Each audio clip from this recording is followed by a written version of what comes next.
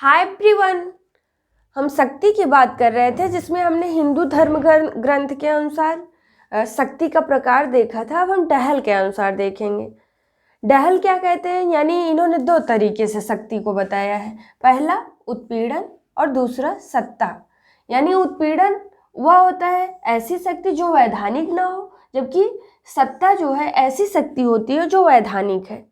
जबकि हम हिंदू धर्म ग्रंथ के अनुसार देखते हैं तो उसमें दो तरीके से दैवीय शक्ति और पार्श्विक शक्ति बताया है गया है। अब मैक्स वेबर इसमें बहुत ही इम्पॉर्टेंट है। मैक्स वेबर जो है ये मानते हैं कि शक्ति जो है वो तीन प्रकार की है। पहला लीगल यानी कानूनी, परंपरागत और करिश्मावादी। तीन प्रकार के इन्होंने शक्ति के प्रकार बताए हैं। शक्ति के वर्गीकरण की बात करें तो ये निम्न तरीके से किया गया है। जैसे दमन की दृष्टि के आधार पर किया गया है, औपचारिकता के आधार पर, शक्ति प्रवाह के आधार पर, केंद्रीकरण के आधार पर, क्षेत्रीयता, प्रयोग एवं परिमाण के आधार पर। अगर हम बात करें दमन की दृष्टि के आधार पर तो कैसे समझेंगे, इसका वर्गीकरण किया गया है। दमन यानी आदमनात्मक तथा दमनात्मक। आदमनात्मक शक्ति प्रभाव को कहते हैं और दमनात्मक शक्ति जो होती है उसे हम बल को कहते हैं। जबकि औपचारिकता के आधार पर एक होती है औपचारिक शक्ति और दूसरा अनौपचारिक शक्ति। औपचारिक शक्ति कानून या संविधान के आधार पर होता है, जबकि अनौपचारिक शक्ति हो क्या होती है, वह अवैधानिक होती है। शक्ति प्रवाह के आधार पर जैसे शक्ति प्रवाह एक पक्षी भी होता है, द्विपक्षीय होता है, त्रिपक्षीय होता है, यानी बहुपक्षीय होता है। अब एक पक्षीय शक्ति के ऊपर यानी इसमें देखें तो ऊपर के अधिकारी द्वारा नीचे के अधिकारियों का क्या करना, आज्ञा मानना, वह एक पक्षीय हो जाएगा। यानी इसको तीन तरीके से बताया गया है। एक पक्षीय। अब द्विपक्षीय शक्ति कैसे, यानी द्विपक्षीय और जो बहुपक्षीय शक्तियों को क्या कहा गया है, सौदागरी शक्ति भी कहा जाता है, क्योंकि इन शक्तियों में दोनों पक्ष जो है एक दूसरे के ऊपर क्या करते हैं, प्रभाव डालते हैं।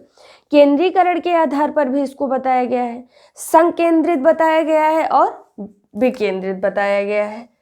केंद्रीकरण के आधार पर शक्ति को दो तरीके से बताया गया है, संकेंद्रित और विकेंद्रित। संकेंद्रित शक्ति में यानी सारी शक्तियाँ केंद्र के पास होती है और अधीनस्थ संस्थाएं जो है वह केंद्रीय शक्ति पर निर्भर करती हैं। इसके विपरीत जो विकेंद्रीय शक्तियाँ होती हैं वह विभिन्न संस्थाओं और निकायों में बटी हुई होती हैं। क्षेत्रीयता के आधार पर आप समझ सकते हैं, जैसे अंतर्राष्ट्रीय स्तर पर, राष्ट्रीय स्तर पर और स्थानीय स्तर पर शक्तियों को विभाजित किया गया है। शक्ति की मात्रा एवं प्रभाव की दृष्टि से कैसे, यानी इसमें यह होता है कि राष्ट्र का महान, मध्यम और निम्न शक्ति के नाम से पुकारा जाता है, जबकि प्रयोग हुआ, परिमाण हुआ, जिसमें हम इच्छित अथवा अइच्छित शक्ति के दो प्रकार के प्रयोग एवं परिमाण होते हैं। यानी शक्ति एवं प्रयोग परिमाण के साथ साथ जैसे हम देखते हैं इसके आधार और वर्गीकरण में देखें तो सैनिक शक्ति, आर्थिक शक्ति, ये सारे भी आ जाएंगे, जैसे राष्ट्रीय शक्ति। तो वर्गीकरण से स्पष्ट हो गया है। अब हम देखें शक्ति के प्रयोग करने के ढंग। शक्ति के प्रयोग करने के ढंग किस तरीके से होने चाहिए, यानी अनुनय के द्वारा, दंड के द्वारा, प्रभुत्व के द्वारा, क्रिया कौशल या बल प्रयोग।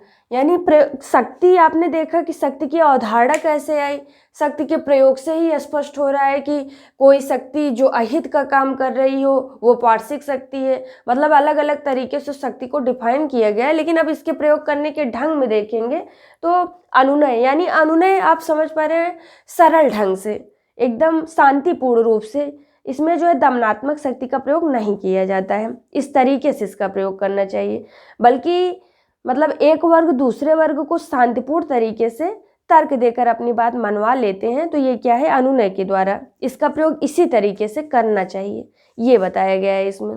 अगर दंड की बात करें तो दंड के माध्यम से कैसे, मतलब ये सारी चीज़ें सकारात्मक रूप में दिखाई गई हैं। यानी अब दंड के माध्यम से दंड देने का कार्य किसको है, राज्य को है। वो यानी दंड के माध्यम से राज्य अपने कानूनों, किसके लिए, कानून के लिए आज्ञा नहीं मान रहा है तो उसके लिए दंड का प्रयोग, नियमों का पालन अपनी जनता से करवाता है तो दंड का प्रयोग करता है। बल का प्रयोग, यानी बल का प्रयोग यदि जो निर्बल राष्ट्र है और शक्तिशाली राष्ट्र की इच्छा के अनुसार आचरण न करे तो शक्तिशाली राष्ट्र निर्बल राष्ट्र के प्रति बल का प्रयोग कर सकता है। और सैनिक कार्यवाही करके अपनी बात मनवाने के लिए विवश कर सकता है। ये है शक्ति। जबकि प्रभुत्व क्या है, यानी इस आधार को पद सोपान प्रणाली में पाया जा सकता है। और क्रिया कौशल इस ढंग से, मतलब ये शक्ति के प्रयोग करने का ढंग है, इसमें शक्ति का प्रयोग जो है वह उद्देश्यों को गुप्त रखने के लिए किया जाता है, यानी दूसरे मनुष्यों के व्यवहार को बदलने का प्रयास किया जाता है। तो हमने शक्ति के प्रकार के बारे में जाना और शक्ति के प्रयोग करने के ढंग क्या है, शक्ति का वर्गीकरण कैसे कैसे किया गया इसके बारे में जाना। मिलते हैं अगले वीडियो में। धन्यवाद।